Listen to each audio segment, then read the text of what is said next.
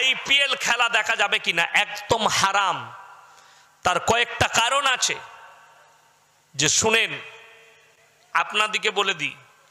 IPL খেলা, cricket খেলা যারা দেখতে শৌখিন তাদেরকে বলবো আপনি স্কোরটা দেখতে পারেন, কত রান হলো, কে জিতে যাচ্ছে, স্কোরটা কোথায়? মোবাইলে মেসেজে দেখতে পাবেন, খবরে দেখতে পাবেন।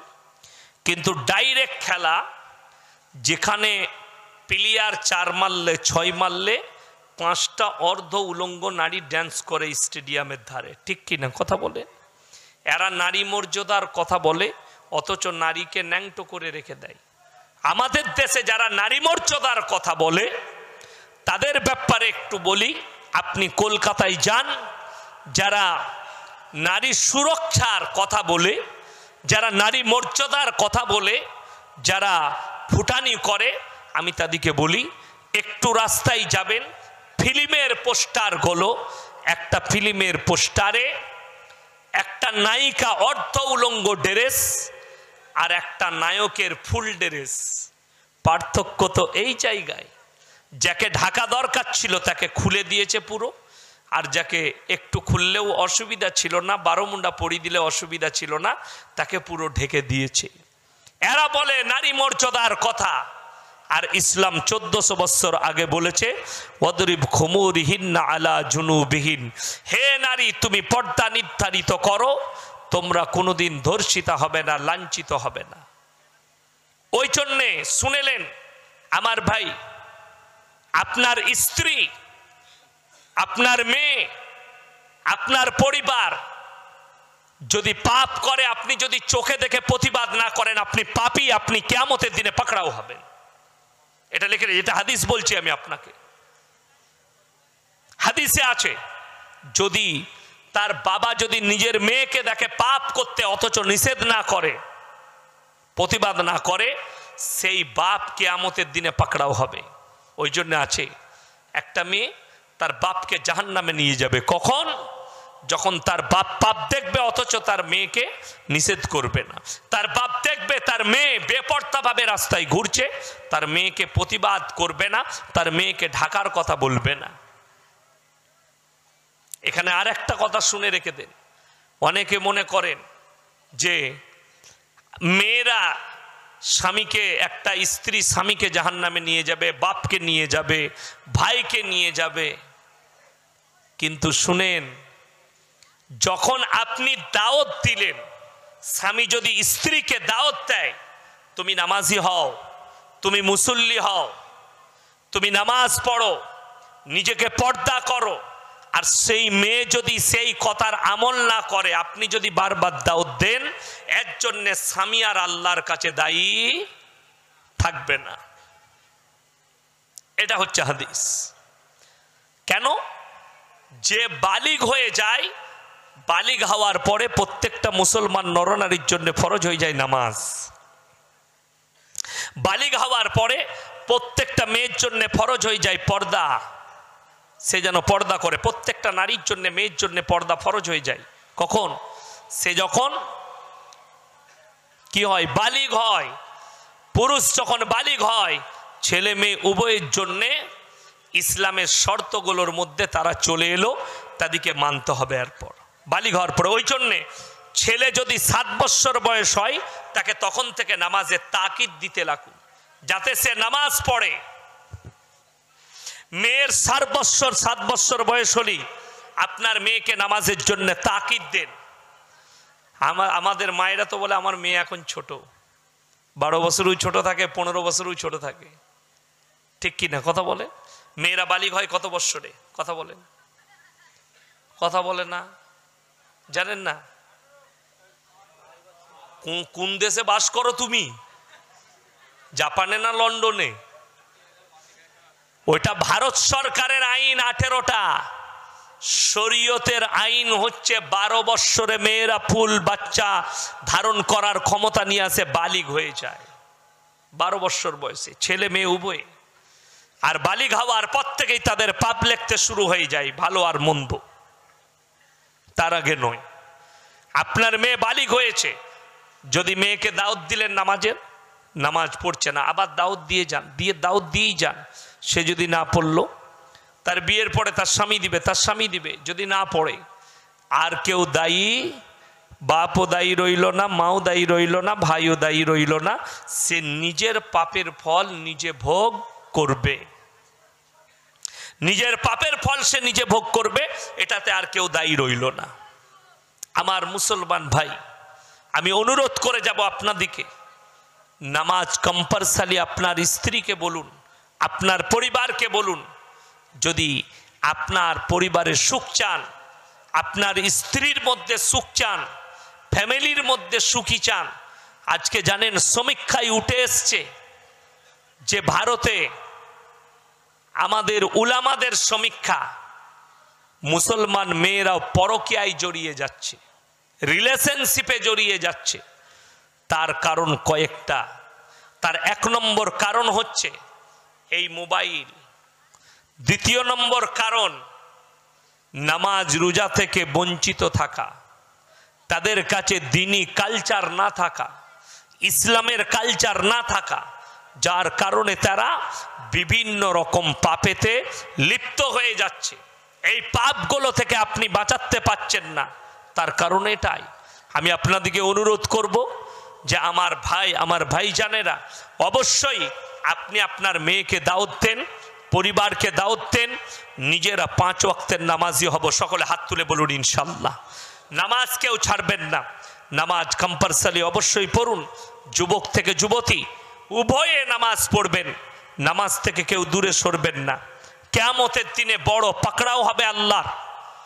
যারা মনে করছেন যে আমরা পাপ করি, পৃথিবীর কেউ দেখতে পাই না, আমি যা পাপ করি, আমি যা অন্যায় করি, পৃথিবীর কেউ নজর রাখে না, তাদেরকে বলে দেই, কান খুলে শুনেলেন আল্লাহ সূরা আল ইমরান, যারা পাপ করেন লুকিয়ে আর মনে করেন আমার পরিবার জানে না, আমার প্রতিবেশী জানে না, আমার আত্মীয় জানে না, আমার ইমাম জানে না, আমার গ্রামের লোক জানে না, আমি যেভাবে লুকিয়ে পাপ করি, গোপনে পাপ করি। কোরআন বলছে ইন্নাল্লাহা লা ইয়াখফা আলাইহি শাইউন ফিল আরদি ওয়ালা ফিস সামা। হে আমার বিশ্বনবী, পৃথিবীর মানুষকে বলো, আসমান আর জমিনের মধ্যে যা কিছু আছে, কোন জিনিসটাই আমার আল্লাহর কাছে গোপন নেই। প্রত্যেকটা জিনিস মানুষ হৃদয়ে কথা বলে, আমি আল্লাহ শুনতে পাই। আপনি মনে মনে কথা বলবেন, আমার আল্লাহ শুনতে পায়। ইন্নাল্লাহা লা ইয়াখফা আলাইহি শাইউন ফিল আরদি ওয়ালা ফিস সামা। তোমরা মনে মনে কথা বলবে, আমি আল্লাহ শুনতে পাই। ওই জন্য যারা লুকিয়ে পাপ করছেন, তারা ভাববেন না যে আমার পাপ গোপন আছে, কিয়ামতের দিনে আল্লাহ পাকড়াও করবেন। আপনি যার জন্য পাপ করছেন, যারা হারাম ইনকাম করেন, হারাম খান, পরিবারের জন্যে, নিজের সন্তানের জন্যে, নিজের পরিবারের জন্যে, যারা লোকের মাল মেরে খান, যারা চুরি করেন, যারা পাপ করেন, তারা শুনে যান, আপনার সন্তান আপনার কাজে আসবে না। এটা কোরআন আমার আল্লাহ বলেছেন। হে নবী বলে দাও, কিয়ামতের দিনটাকে যেন এরা মনে রাখে। ইয়া আইয়ুহান নাসু তাকু রাব্বাকুম ওয়াখশাউ ইয়াওমান লা ইয়াজজি ওয়ালিদুন আন ওয়ালাদি ওয়ালা মাউলুদুন হুয়া জাজিন আন ওয়ালিদিহি শাইয়্যা। হে আমার বিশ্বনবী, এরা যেন সেই দিনকে ভয় করে, যেদিনে বাপ বেটার কোনো উপকারে আসবে না, বেটা বাপের কোনো উপকারে আসবে না, কেউ কারুর জন্য এতটুকু উপকার করতে পারবে না।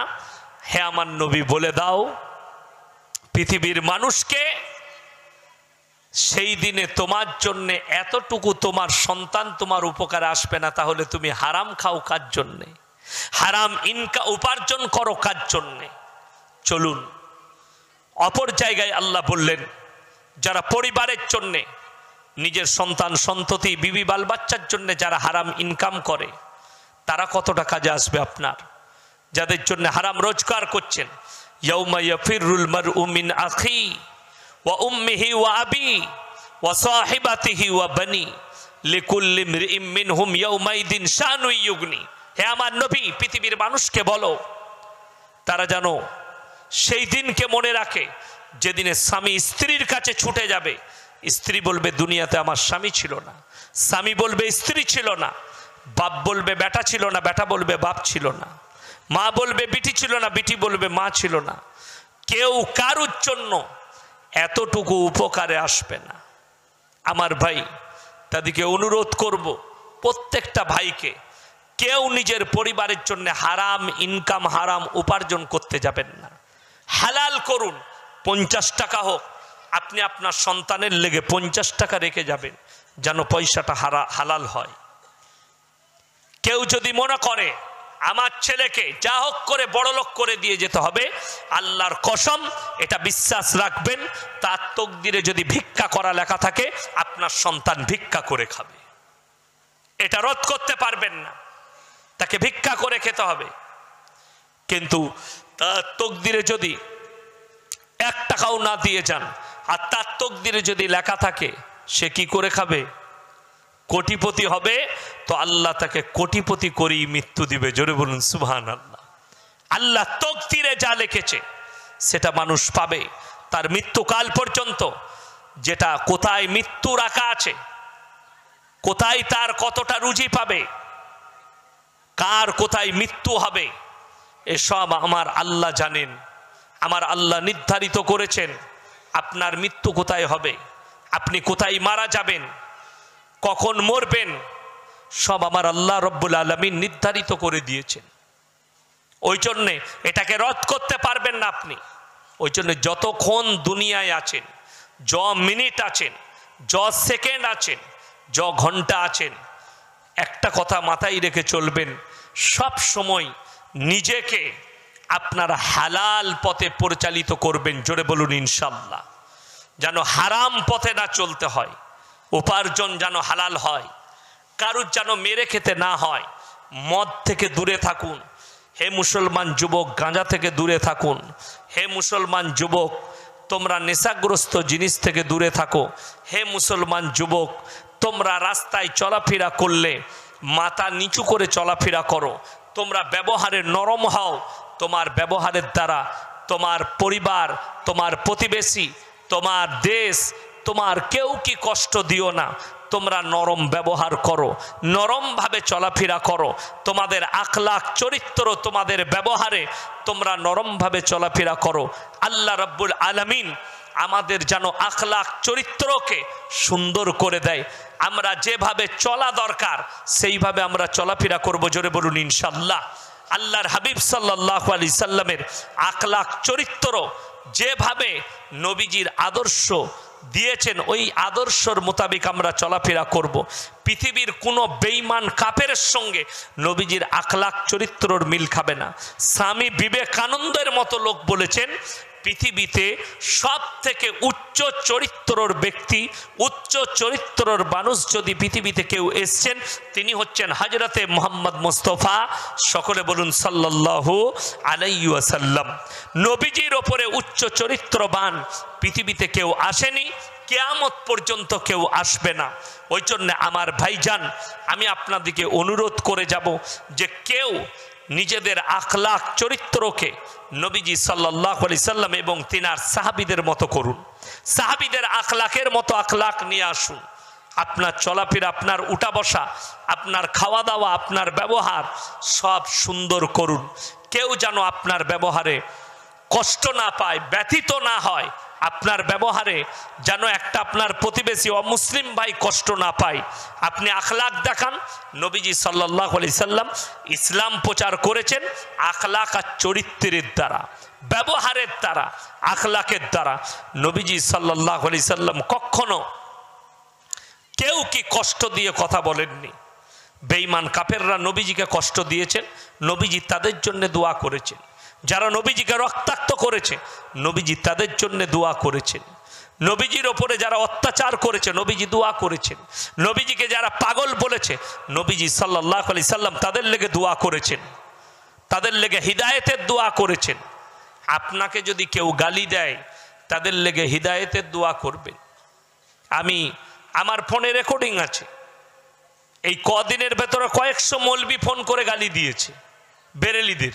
আমি তাদের লেগে দোয়া দিয়েছি, আল্লাহ তুমি এদিকে হিদায়েত দান করো। তার ইচ্ছা গেছে গালি দিয়েছে, সে আল্লাহর কাছে হিসেব দিবে। গালি দিয়েছে, যে গালি দিচ্ছে মা বোন তুলে, সে নিজের আল্লাহকে হিসেব দিবে। কিয়ামতের দিনে আল্লাহ তার কাছে হিসেব নেবেন, কি কারণে গালি দিয়েছ। বুখারী শরীফের হাদিসে আছে, অশ্লীল ভাষা যারা ব্যবহার করে এটা মুনাফিকদের আলামত। তোমার কাছে হাদিস কোরআনের দলিল না থাকলে অশ্লীল ভাষা ব্যবহার করো না, চুপ করে যাও। তোমার যদি ব্যথা লাগে তুমি আমাকে ক্ষমা করে দাও। যদি মনে করো এই ভাষাতে আমি ব্যথিত, এই ভাষায় আমি ব্যথা পেয়েছি, আপনি এই ধরনের, আমাকে বলেছে একজন যে আপনি আলা হযরত বলা যাবে না, আপনি নাজায়েজ বলেছেন, এটা বলাটা আপনার ভুল হয়েছে। আমি বলি যদি তুমি কষ্ট পাও তাহলে আমার ভুল হয়েছে, নাহলে আমি আমার জায়গায় অটল আছি আর থাকবো মৃত্যুকাল পর্যন্ত। তুমি বলো তোমার প্রশংসা লাগছে, তোমার ভালো লাগছে, তুমি বলবে আলহামদুলিল্লাহ, কোনো অসুবিধা নাই। তুমি বলবে আমার অসুবিধা কি আছে, যার ইচ্ছা জাগবে সে বলবে, তুমি বলো। কিন্তু কেউ কেউ অশ্লীল ভাষা ব্যবহার করো না। মুর্শিদাবাদের এক মৌলবি নিজে ফোন করতে পারেনি, তার চেলা চম্পটকে দিয়ে গালিগুলোজ দেওয়া করাচ্ছে। কেন? ফোন করো, ফোনে কথা বলো, সালাম মুসাফা করো। একজন ফোন করেছে মৌলবি, 3 বার সালাম দিয়েছে, একবার উত্তর দেয়নি। আমাকে বলছে কাফেরের সালামের উত্তর দেওয়া যাবে না, আমাকে কাফের ফতোয়া দিয়েছে। আমরা আলহামদুলিল্লাহ, তোমার যদি দায়িত্ব ফতোয়া দেয়া কাফেরের, কে কাফের? আমি যদি কাফের না হয়, কিয়ামতের দিন আল্লাহ যেন তোমাকে পাকড়াও করে, আমি তো ক্ষমা করব না। আমাকে কাফের বলেছো, তুমি মরে যাওয়ার পরও আমি ক্ষমা করব না। কিয়ামতের দিন আল্লাহ তোমাকে পাকড়াও করবে, রেহাই নাই, তুমি রেহাই পাবে না। আমি যদি কাফের না হয়ে থাকি, আল্লাহ তোমাকে কাফের করেই মৃত্যু দিতে পারে। তুমি এটা ভালো করে হাদিস পড়বে। তুমি একজন আলেম, কেউ কি কাফের বলবেন না কোনো মুসলমান ভাইকে। আমি আপনাদেরকে বলে যাচ্ছি, কে সঠিক পথে আছে আল্লাহই জানেন, কে কিয়ামতের দিনে পার হবে এটা আল্লাহই জানেন। তাইলে বুখারী শরীফের হাদিস ভালো করে পড়বে। একটা নোংরা জঘন্য মেয়ে পায়ের মোজাটা খুলে কুয়ো থেকে পানি, উন্নায় বেঁধে চামড়ার মোজাটা খুলে কুয়ো থেকে পানি তুলে একটা কুকুরকে পানি পান করিয়েছে, আল্লাহ তাকে জান্নাত দিয়েছে। জোরে বলুন সুবহানাল্লাহ। আর একটা নামাজি মুসল্লি মেয়ে অন্যায়ভাবে একটা বিড়ালকে হত্যা করেছে, তার জন্য তাকে জাহান্নামে যেতে হবে। এইখান থেকে বোঝা যাচ্ছে আল্লাহ কাকে জান্নাতে দিবেন আর কাকে জাহান্নামে দিবেন এটা আল্লাহ ফায়সালা করবেন। খালি আপনি এতটুকু বলতে পারেন এই কাজ করলে জাহান্নামে যেতে হবে, এই কাজ করলে পাপ করলে জান্নাতে যেতে পাবে, এই কাজ করলে তাকে জাহান্নামে প্রবেশ করতে হবে। আপনি কাজগুলো বলতে পারেন, কিন্তু ডাইরেক্ট কেউ কি জাহান্নামী আপনি বলতে পারেন না। এটা আপনাকে কেউ অর্ডার দেয়নি। ওই জন্যে খুব সাবধান।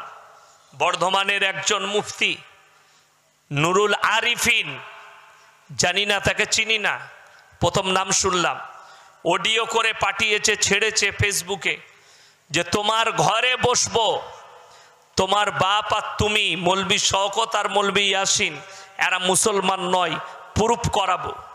তোমাকে দাওয়াত দিলাম, তোমার যেদিনে ইচ্ছা তুমি এসো আমার বাড়িতে, তোমাকে দেশি মুরগি দিয়ে ভাত দেবো, তুমি খালি প্রুফ করিয়ে দিয়ে যাবে আমরা বাপ বেটা মুসলিম নয়। এগুলো মৌলবি নয়, এদের দ্বারা সমাজ ক্ষতিগ্রস্ত। এরা মানুষের মালকে আত্মসাৎ করছে অন্যায়ভাবে। আপনারা আমাকে মনে করবেন না যে এই মৌলবিটা জান্নাতি, আমার মতো 100টা হুজুর ধরা পড়বে কিয়ামতের দিনে। যদি বলেন কেমন করে, কোরআন খুলেন, যে মৌলবিটার নাম করলাম এরা মানুষের মালকে আত্মসাৎ করে অন্যায়ভাবে। জান্নাতে নিয়ে যাব, পার করাবো, তোদিকে নিয়ে জান্নাতে প্রবেশ করাবো। শুনেন কোরআন সূরা বাকারা, ইন্নাল্লাযীনা ইয়াকতুমুনা মা আনজালাল্লাহু মিনাল কিতাব ওয়া ইয়াশতারুনা বিহি সামানান কলিলা উলাইকা মা ইয়াকুলুনা ফি বুতুনিহিম ইল্লান নার ওয়া লা ইউকাল্লিমুহুমুল্লাহু ইয়াউমাল কিয়ামাতি ওয়া লা ইউযাক্কিহিম।